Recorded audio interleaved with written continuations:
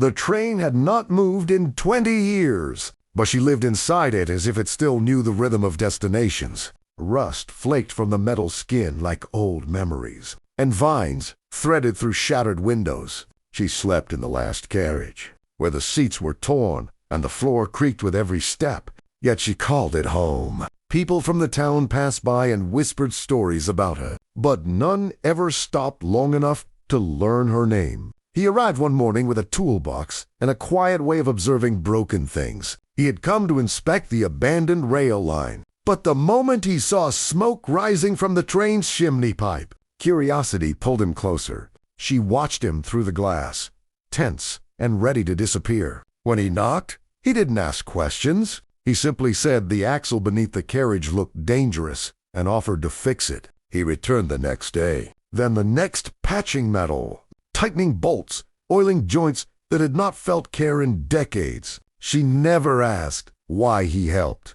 He never asked why she stayed. Sometimes they shared tea boiled over a small fire, sitting in silence, broken only by birds nesting in the roof. Time passed differently inside the train.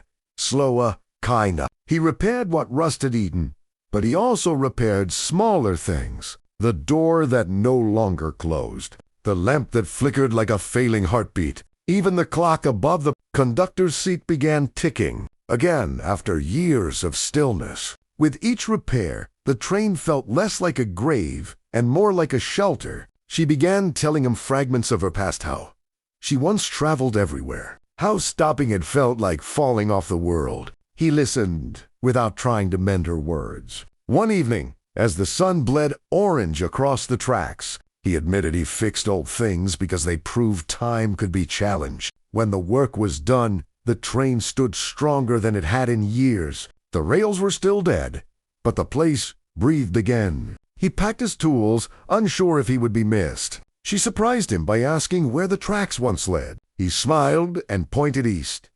She stayed in the rusted train. He walked back to the town, yet something had shifted. Time had destroyed much, but not everything. Some things, when patiently repaired, learned how to endure.